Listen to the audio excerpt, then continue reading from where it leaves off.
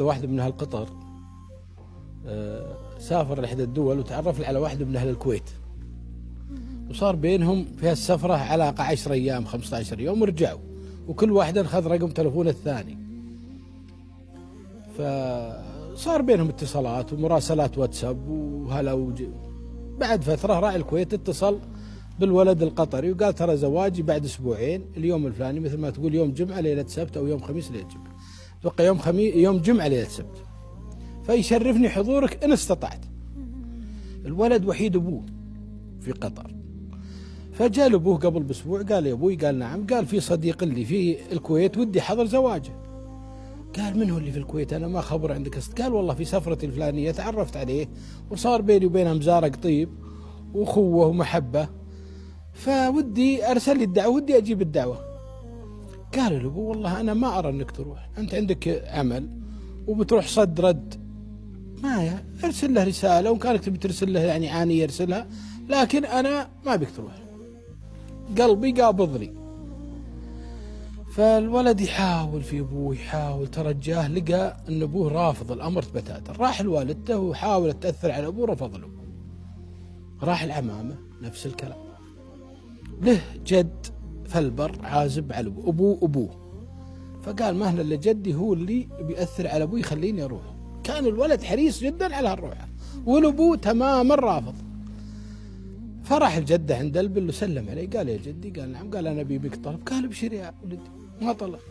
قال هذا ما صار، هذا خوي لي وعزمني على زواجه وأبوي رافض. قال ليش رافض؟ قال يقول ما يوم واحد رايح جاي ما تستاهل، ارسل له العنية. قال يا ولدي أبوك يمكن معه حق. قال أنا طالبك طلبه وأنا ما جيتك. قال خير إن شاء الله. دق على ولده الأبو الجد، يا ولدي، قال نعم، قال أبي منك طلب. قال تفضل أبوي أمر. قال أبي فلان يروح لزواج خويه. قال هو وصل؟ قال لي. قال تم، استم يا أبو، ولا يحتاج التامر علي وعلى عيالي. جاء الولد ولا قال له الأبو شيء، وخذ شنطته وأغراضه في اليوم المعهود، مشى مثل ما تقول يوم الأربعاء. يوم جاء قبل حد قطر السعودية ولا في شايب يشر مع شنيطة، وقف له. وين؟ قال يا ولدي أبي الحسا، أنا فيه واحد جزائري الخوي اللي في قطر وصلني المركز وأبي واحد يوديني الحسا. قال اركب. فالولد ركب الرجل هذا معه في السيارة، سولفوا مع بعض، جو المركز وخلصوا من إجراءات قطر، ثم دخلوا السعودية وخلصوا من إجراءات السعودية، وصلوا الحسا. يوم جاء الحسا قال بيك توديني في الحي الفلاني، منا جو عند هاك البيت. قال الشايب انزل تقهوى معي ولا تعشنت لك معروف. قال لا والله يا عمي أنا وراي مشوارا للكويت، في أمان الله في أمان الله. الوليد على طول شغل ووصل الدمام، تعدى الدمام، وصل الخفجي، وصل النويصيب مركز الحدود بيننا وبين الكويت. يوم جاء عند الغرفة اللي فيها تقديم الجوازات بسيارته ويقدم الجواز، موظف الجوازات يوم فتح الجواز قال وين الشايب؟ قال اي شايب؟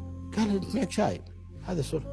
يوم ناظر أثره جواز الرجل الشايب اللي كان معه، أعطاه جوازه وهذا أخذ جوازه. يوم جو خلصوا من المركز هذا تبدلت الجوازات. حط يد على رأسك، لا حول ولا قوة، هذا واحد وصلته؟ قال والله النظام. رجع السيارة ولا رده إلا الحسن. جاء عند بيت الشايب حتى يقول ما دليت البيت بعد جهد جهيد. طق الباب، طلع ولده السبير، السلام عليكم، الشايب اللي جيته هذا ما صار. قال اقلط. قال لا والله. قال ابوي والله رايح المنطقة اسمها صلاصل بين الدمام وبين رايحين عند جماعته. مشى. تبين نروح له؟ قال لي والله ابي اروح.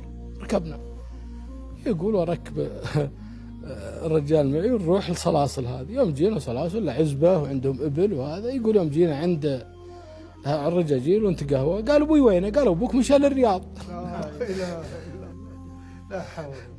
قال يلا مشينا الرياض، ويصلون الرياض، يجون في حي النسيم يدورون الشايب، يدورون. قال والله جانا ورجع. لا ويرجع، ويجون الصلاصل هذه ويلقون الشايب. رجع للعزب، سلم عليك يا عسى ما شر ولدي. قال والله أخذت جوازي ولا أخذت جوازك؟ قال جواز في البيت. يا ولدي كان فتشت الشنطة؟ قال والله يا أبوي ما أدري. قال أجل أنا بركب ولدي وأنت الحقنا بسيارتك. قال خلاص. يركب الشايب مع ولده، أو يركب الولد مع أبوه يسوق به والولد في السيارة وراه. ادخلوا الحسا، جو عند المنطقة هذا اللي قدام هذا وراهم. الولد هو يمشي الله يعزكم طلع عليه حمار وصدم وتنعفج الراديتر والصدام. قال هذه مالي برايح للكويت ابد بس حطوا لي جواز يعني. شاف الشايب ورجعوا له قال يوم ناظر السياره وقفوا على جنب قال اركب بعد اركب. وصلوا البيت اعطاه الجواز قال يا ولدي عندي السياره هالونيت قمرتين خذها توصلك الحدود واركب من هناك طرقي لين قطر وخلي السياره عند العسكري فلان انا اعرفه والله يسرك سيارتك بنصلحها واذا صلحت هم ارسلناها لك ولا تجي تاخذها. قال جزاء. يقول الحين ما عاد مالي رحله ولا بيروح خلاص. يقول قال له ترى الكفر الوراني للسياره مبيشر فيها مر محطه وعبه. قلت ان شاء الله. خذت جوازي وخذت السياره وشغلتها وجيت محطه بنزين اللي على الخط ولا مسكر راعي البنشر ولا فيه هواء ما في احد. قالوا لا والله ما في لكن هالتريلات الخمس اللي موقفه يعبون لك هواء ترى عندهم لي. قلت خير واجي عندهم وابي هواء. توني اتكلم على افغاني اثر التريلات عليها مراقبه من المباحث والقطوني والقطوهم يركبونا في جيوب ولا الرياض. وقعد في السجن 4 أيام. بعد ال4 أيام طلعني الضابط. كانت وش قصتك؟ قال والله قصتي هالشكل هالشكل هالشكل وصدمت حمار. يقول يضحك الضابط قال هذه تريلات عليها مراقبة فيها حمولات مشبوهة وحققنا معهم وسألنا عنه قالوا هذا والله لا نعرفه ولا وقف عندنا فجأة وانتم تقبضون عليه. قال أنا طالبك طلب عطني شنطتي بس وجواز الله يرحم والديك. قالوا الضابط يعطيني الشنطة ويعطيني الجواز وحجز إلى قطر من الرياض واتصل على شوي براعي السيارة قلت سيارتكم في المحطة روحوا خذوها. سيارتي متى مصلحة تصلحت.